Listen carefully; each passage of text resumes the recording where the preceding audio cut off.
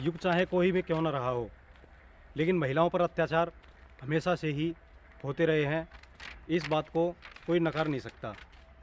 और इसी तरह की घटना को आज हम तुम्हारे सामने प्रस्तुत करेंगे, जिससे आप भी ये मानने पर मजबूर हो जाओगे कि हाँ, वास्तव में महिलाओं पर अत्याचार काफ़ी अधिक और काफ़ी हिंसात्मक होते आए हैं। कुछ इसी तरह की घटना आपके सामने मैं प्रस्तुत करने जा रहा हूँ। नमस्कार, मैं दीपक सिंह सिसोदिया एक घटना को आपके सामने लेकर प्रस्तुत कि किस तरह से एक देश अपने फ़ायदे के लिए अपने ही देश की बेटियों को सेक्स वर्कर बनाने के लिए मजबूर होता है, और इस बात को वो कभी भी मानता भी नहीं है।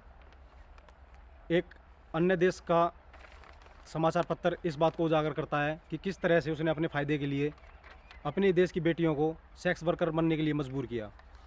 जी हाँ दोस्तों, हम बात कर रहे हैं साउथ कोरिया की।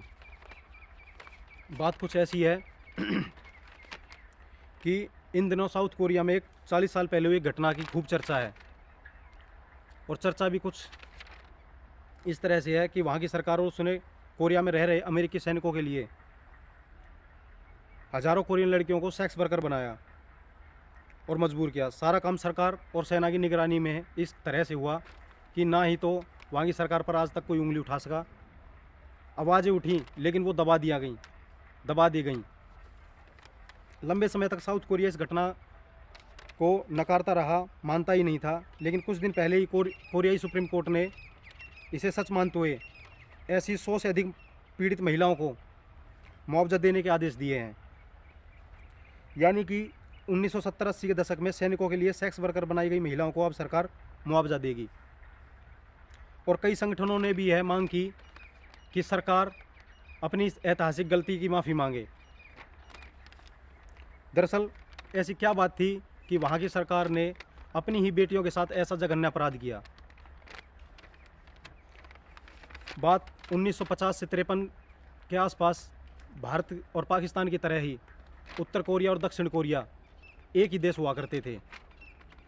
समय आगे बढ़ता गया और भारत और पाकिस्तान की तरह ही दोनों देशों को बंटवारा हुआ।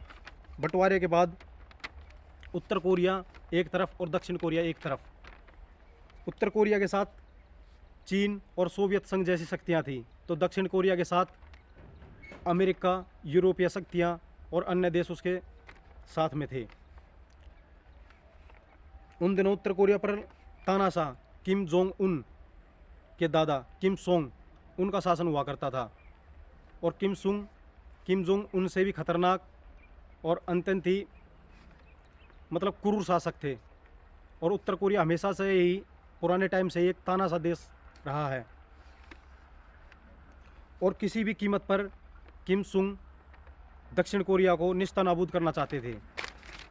इसीलिए किम सुंग के इरादों से भयभीत होकर दक्षिण कोरिया की सरकार ने अमेरिका और अन्य यूरोपीय शक्तियों से सहायता मांगी,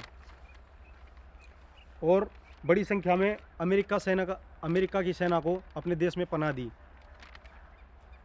1970 के दशक में भी दक्षिण कोरिया को हमेशा उत्तर कोरिया के हमले का डर सताता रहा। अमेरिकी सैनिक जिन कैंपों में रहते थे, वहाँ उनके कथित मनोरंजन के लिए कोरियाई लड़की लाई जाती थी। उन्हें कंफर्ट वुमन कहा जाता था, यानी कि आराम के लिए मिलने वाली महिलाएं। इस तरह कैंपों के आसपास सेक्स ट्रेड का धंधा काफ़ी चलने लगा। फिर उन्हें धोखा देकर, ज़्यादातर महिलाओं को या तो धोखा देकर वहाँ पे लाया जाता था, या फिर ज़्यादातर महिलाओं को बात यह है कि वहाँ पे धोखे के साथ ही महिलाओं को लाया जाता था और उन्हें इस धंधे में धकेल दिया जाता था। इस तरह की जघन्य अपराध के कारण महिलाओं से हिंसा और मारपीट और यहाँ तक कि उनकी हत्याएं भी हुई। आखिर रक्षक ही भक्षक बन गए, और ऐसा पहली बार नहीं था। गुजरे वक्त में कोरियाई प्रायद्वीप पर किसी टाइम पे जापानी सेना का कब्जा हुआ करता था, और कुछ इसी तरह की घटना जापानी सेना ने भी कोरियाई लड़कियों के साथ की। इतिहासकारों का मानना है कि लगभग 2 लाख से अधिक महिलाओं के साथ ज्यादती हुई। लगभग सभी युद्धों में विजेता फौज द्वारा हारी हुई देश की महिलाओं के साथ ऐसी ही हिंसात्मक और ज्यादती की घटनाएं सामने आती हैं। और इसी प्रकार की हिंसा से बचने के लिए बांग्लादेश की महिलाओं ने पाकिस्तान की सेना द्वारा से बचने के लिए भारतीय भूमि में शरण ली है। अंत में मैं कहना चाहूँगा कि ज़रूरी नहीं है कि सेना द्वारा ही महिलाओं पर अत्याचार हो। इसी तरह का हम हाल ही के दिनों में एक मुद्दा देखते हैं भारत में। हाल ही के दिनों में कुछ दिनों पहले ही एक मूवी रिलीज़ होती है, नाम है द केरल स्टोरी।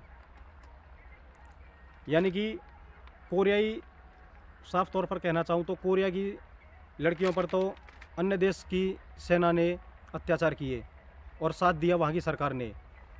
लेकिन हम अत्यंत प्रसन्न होते हैं कि हमारा देश इतना मतलब संप्रभुता संपन्न है और हमारी सेना किसी से ऐसी डरती नहीं है। लेकिन फिर भी इस जो फिल्म में दिखाया गया है, दर्शाया गया है कि किस तरह से भारत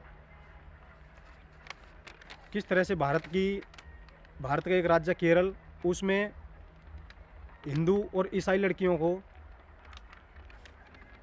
कुछ संगठनों से जोड़ दिया जाता है और उनका ब्रेन वॉश करके अन्य देशों में भेजा जाता है।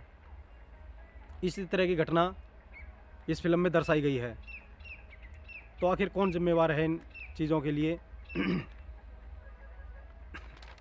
ये एक सोचने का विषय है।